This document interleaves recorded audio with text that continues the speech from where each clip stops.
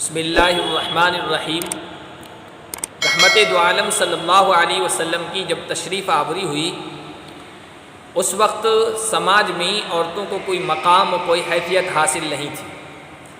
عورتوں پر جتنے بھی ظلم ہو رہے تھے، ظلم کی جتنی شکلیں تھیں، رحمت دو عالم صلی اللہ علیہ وسلم نے ایک ایک کر کے ختم کی۔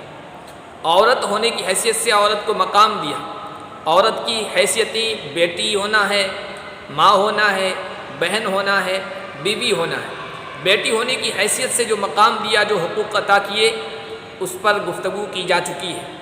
ماں ہونے کی حیثیت سے اسلام نے اسے کیا مقام دیا ہے، آج کی گفتگو کا موضوع یہی ہے۔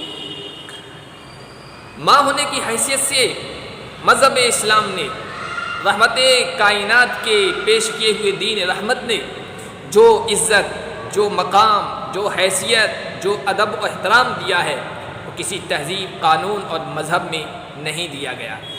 قرآن کریم میں جگہ جگہ اللہ نے اپنی عبادت کے ساتھ ساتھ والدین کے ساتھ اچھا سلوک کرنے کی تاکید کی ہے۔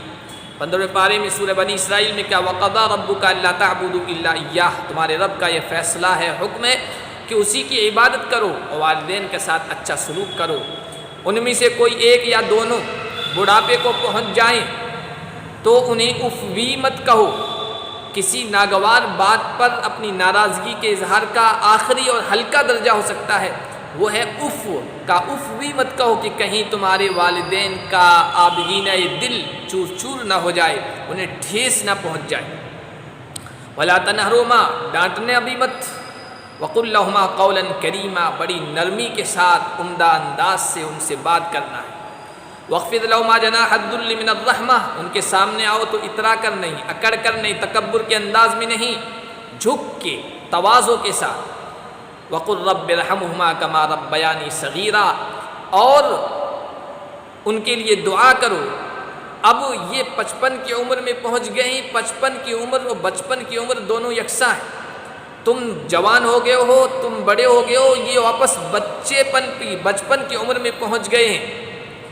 اب جس طرح بچپن میں چھوٹے بچے کے تقاضے ہوتے ہیں، مطالبے ہوتے ہیں، بوڑھے ماں باپ کی بھی مطالبے اور خواہشات اسی طرح ہو جاتی ہے۔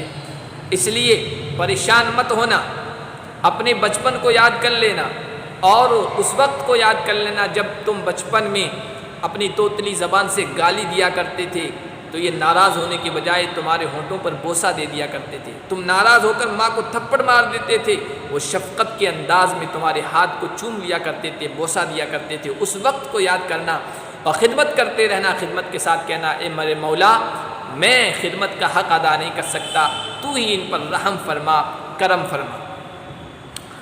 ایک جگہ اللہ تعالیٰ نے سورہ لقمان میں 21ویں پارے میں فرمایا کہ ہم نے انسان کو تاکید کی ہے اس کے والدین کے ساتھ اچھے سلوک کی، اور والدہ کے ساتھ خصوصی طور پر اس لیے کہ اس نے کمزوری پر کمزوری کی حالت میں اسے اٹھایا ہے، مشقت برداشت کی ہے، پیٹ میں رکھنے کی، ولادت کی، پیدائش کی، پھر رضاعت اور دودھ پلانے کی، پھر تربیت کی، پرورش کرنے کی اور بڑا کرنے کی خاص طور پر تاکید کی ہے۔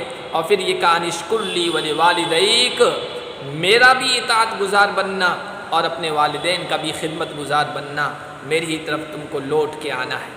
خاص طور پر والدہ کے ساتھ 3 مرتبہ تاکید کی ہے اس نے سلوک کی، اس لیے کہ وہ 3 مشقتیں اٹھاتی ہے، پیٹ میں رکھنے کی، پھر پیدائش کی، اور پھر اس کے بعد پالنے پوسنے کی، دودھ پلانے کی اور بڑا کرنے کی۔ نبی رحمت صلی اللہ علیہ وسلم نے اپنی تعلیمات کے ذریعے سے کتنی تاکید کی ہے۔ ایک صحابی آئے اللہ کے نبی کے پاس، کہا من احق بحسن صحابتی، میرے اچھے سلوک کا کون زیادہ حقدار ہے؟ آپ نے فرمایا امک، تمہاری ماں۔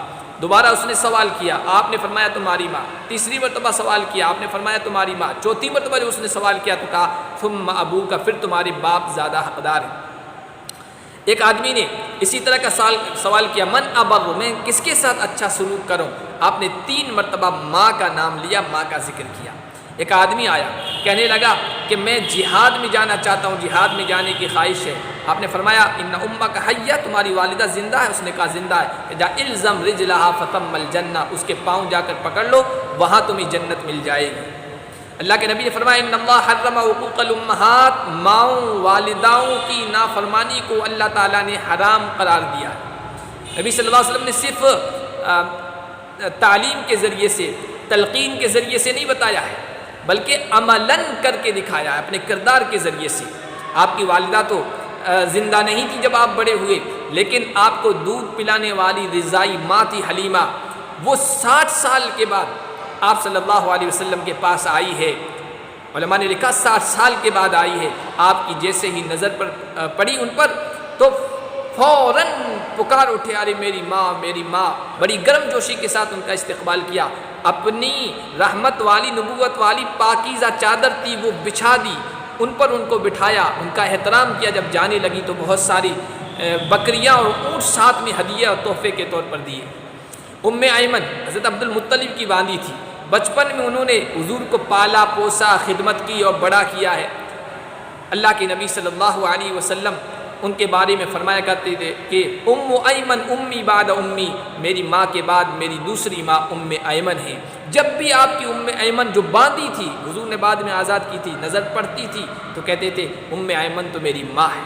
عمل کے ذریعے سے بھی یہ مقام اور مرتبہ رحمت دو عالم صلی اللہ علیہ وسلم نے ماں کو دیا ہے۔ یہ مقام و مرتبہ آپ کو کہیں اور نہیں ملے گا۔ اللہ پاک ماؤں کی قدر کرنے کی توفیق عطا فرمائے۔